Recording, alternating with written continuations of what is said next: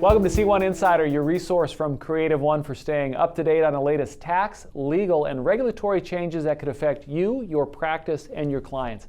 I'm your host, Dennis Mattern. I am joined today by my friend and colleague, Andrew Payne, Chief Legal Counsel here at CrativeOne. Andrew, welcome. Good to be here, Dennis. Now, we are here today to talk about what the NAIC just did yesterday, and that is they issued their revisions to the Suitability in Annuity Transactions Model. Such a mouthful, I had to read it. But before we dive into what that really means, let's talk about how we got to this point. Sure. So can you speak to that? Yep. So if you remember a couple years ago, the Department of Labor had the fiduciary rule. We had plenty videos, of conversations. Right. We had videos on that. That went away, but during that time frame, other regulatory bodies like the NAIC, the National Association of Insurance Commissioners, and the SEC started to reevaluate where their regulations and where their rules fit in. And this is a product of that. If you remember last year, the SEC released their Regulation Best Interest, or Reg BI, and then yesterday we saw the NAIC release their changes to the suitability model.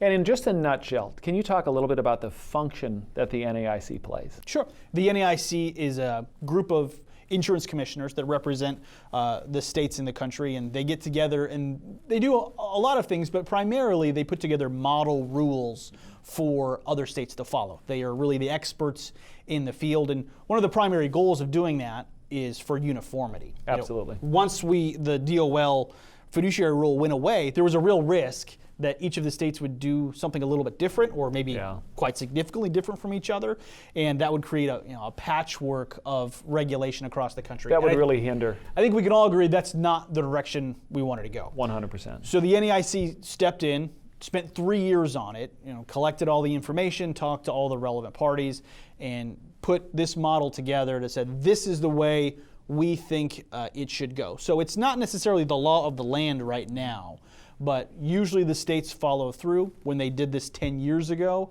almost all the states followed except maybe a handful. And even, this happened yesterday. Arizona has already introduced a bill to pass this. To put this in. So this is cutting edge. This is going on right now. We'll see, a handful of states do this in the next couple weeks and months, and then we think everybody else is going to follow suit fairly soon. And then before we dive into what those changes are, talk a little bit, I think this is really important, that can you talk about how CrativeOne has been involved in this?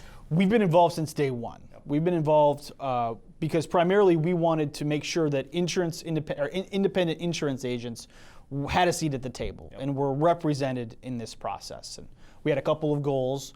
One was to educate the insurance commissioners on kind of the state of the industry, what a independent insurance agent does day to day.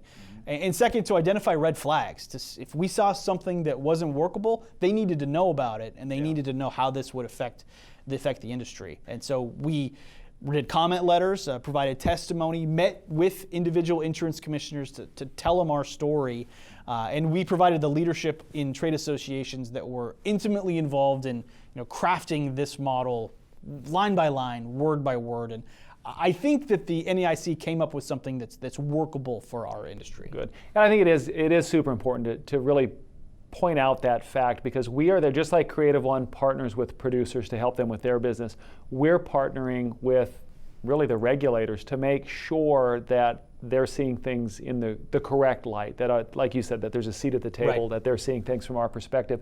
Okay, so we've talked about it enough, kind of teased up to it, so what are the changes? What do we got coming here? I mean, ultimately, the biggest changes are we're switching from a standard of conduct that an insurance agent must follow from a suitability model to a best interest model. And if you're familiar with the regulation best interest from the SEC, it follows a similar pattern. It's got 4 obligations that you have to comply with in order to be appropriate within the regulation. And those obligations are the care obligation, the disclosure obligation, the conflict of interest obligation, and the documentation obligation. So what's going on with Creative? How can we help people? Well, we're gonna put together a webinar that's going to go through all of these things, and we're going to go through all of those obligations. We're going to go through what we think is going to happen, and I think that's primarily extra documentation and disclosure that agents will have to provide, some additional education and training that they'll have to go through, and just an overall reevaluation of your business processes to make sure that you are recommending products that are in the best interest of your client. And we're here to help you, and we're going to talk about that in the webinar next week. Gotcha. Perfect tease. Andrew, thank you for being here. So what we are going to do is this. Below this video, you'll see a link that is a registration link. You definitely need to be on the webinar with us where we're going to go through, we're going to unpack what just happened. We're going to talk about the difference between the suitability standard, the best interest standard, what it means to you, what it means to your practice. That webinar will be on Wednesday, February 19th at 3 p.m. Central. Thank you for taking time out of your day to join us. You can always follow us, of course, on Facebook, LinkedIn, and Twitter. But again, this is C1 Insider, your source for information when it comes to regulatory changes that could affect you, your practice, and your clients. Thank you.